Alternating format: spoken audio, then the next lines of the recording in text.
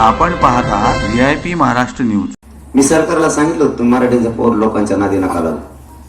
हे शांततेत जरी मुंबईत आले तरी करोडोत येणार आहेत। कारवाई कोणावर करतो रे? तो यावर कारवाई करायचं जर मागं लागले ना, तो ह्या गावचेच मराठी तो राजकीय सुपडा साफ करते।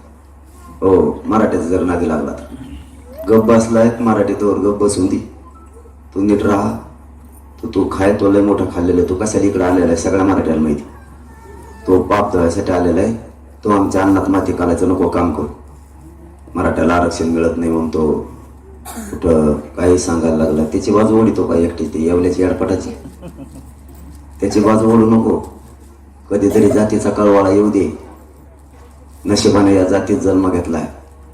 कमीत कमी या जातीसाठी एखादा पाऊल उचल। नुसतं स्वतःच्या स्वार्थाचा नको पाऊल उचलू।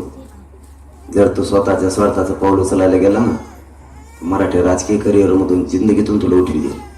कारण मराठ्यांनी ज्याचे नादी लागले, मराठ्यांनी जर ठरवलं ना तर मराठ्यांनी आतापर्यंत चांगल्याचा बंदोबस्त केलाय। तू तर कोणत्या झाडाचा पाला नाही। तुझ्यावर मराठी आणखीन बोललेले नाहीत, पण तू जर तुझं जुनं पोटातलं पाप दाखवायचा प्रयत्न करायला लागला ना आणि तुझी गटारगंगा पोटातली ते विचार जर तू मराठ्यांपुढे वकायला लागला ना, तर मराठी तुला नीट करायला सुद्धा मागं पुढं बघणार नाही। त्याने भानावर आलं तर बरं होईल। इथून पुढं बोलला की त्याला टप्प्यातच घेणार आहे, मी सुद्धा सोडणार नाही। जर त्याने उद्या आज काल बी बोलला आज बी बोलला असं मीडियाच्या बांधवाच्या माध्यमातून कळाले, गप बसला तर ठीक, नाहीतर उद्यापासून तुझ्या सुद्धा मागा लागणार। सोडणार नाहीत आणि मराठी तुला सोडणार नाही। मराठीचे शेत असल्यात मग असं देतात म्हणतात, मला माहित नाही पण म्हणतात लोक।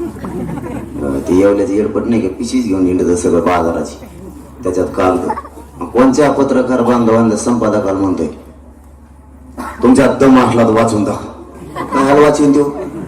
पोरं इतके बेकार आहेत, झाडाखाली बसत लिंबाच्या इतकी घाण शिल्लीत आहेत। 2 दिवस भाकर जात नाही बा माणसाली।